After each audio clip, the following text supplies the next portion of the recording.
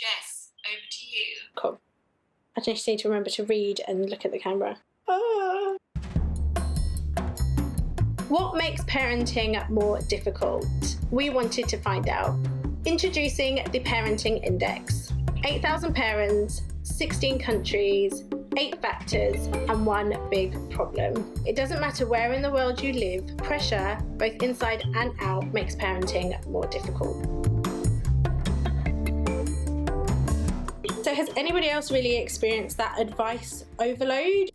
We are the king and queens of not minding your own business. It's very normal to be on the street working with your kid, and if people feel like maybe you're not holding your kid well or there's something wrong, whether you like it or you don't like it, they will tell you. I started calling that momsplaining. And actually I have to watch myself sometimes. Am I a momsplainer now? And I find myself starting giving them advices they haven't asked for.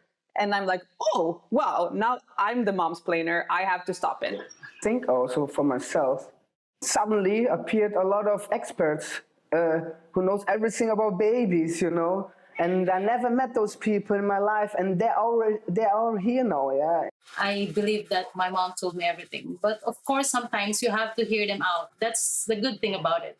But it doesn't mean that you have to apply it on your children.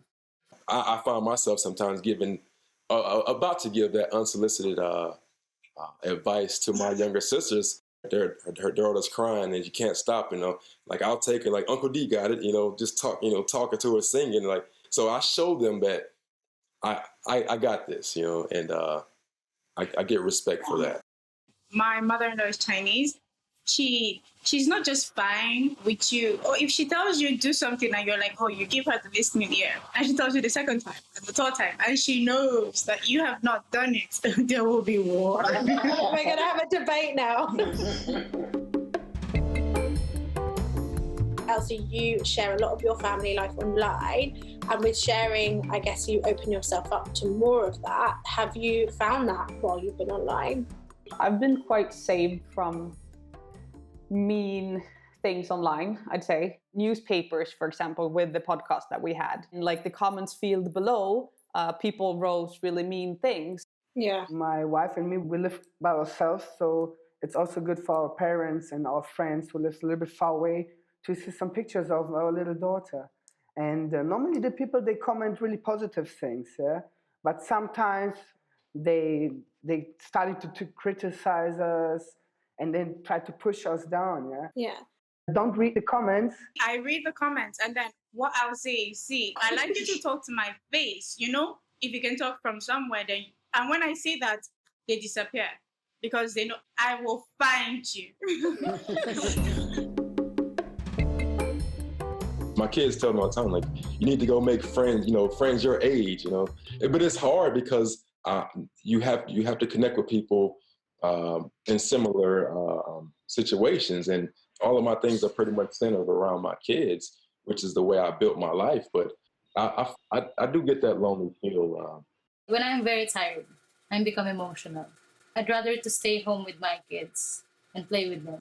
But of course, I'm away far from my partner, so sometimes I was like, if he was here, he was helping me. But I'm fine with that anyway. It will get through. Being a mom sort of like just envelopes you, and you know, you have people around you, but you feel detached, you feel alone. I actually read when I feel lonely. So I read books, and it makes me feel like I'm a part of this huge world. So I try to push myself out.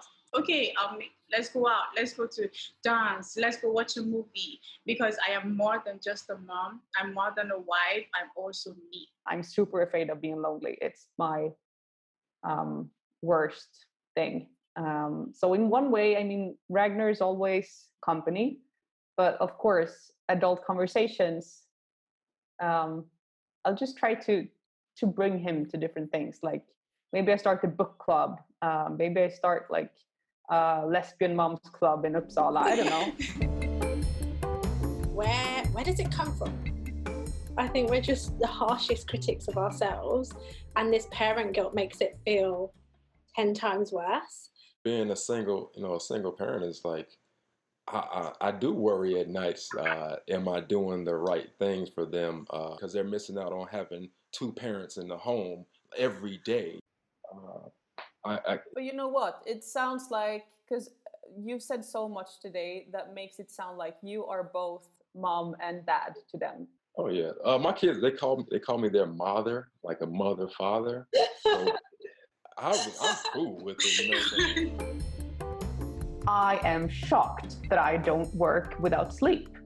And the second was that how much can a person worry for things? I'm like, whoa, it's like I want to put him in a box and just like make him untouchable for everyone else.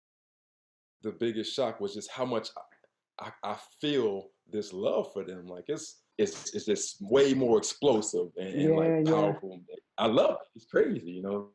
I recommend everybody have to go to this experience one day. Maybe it makes us as a better people also. Yeah.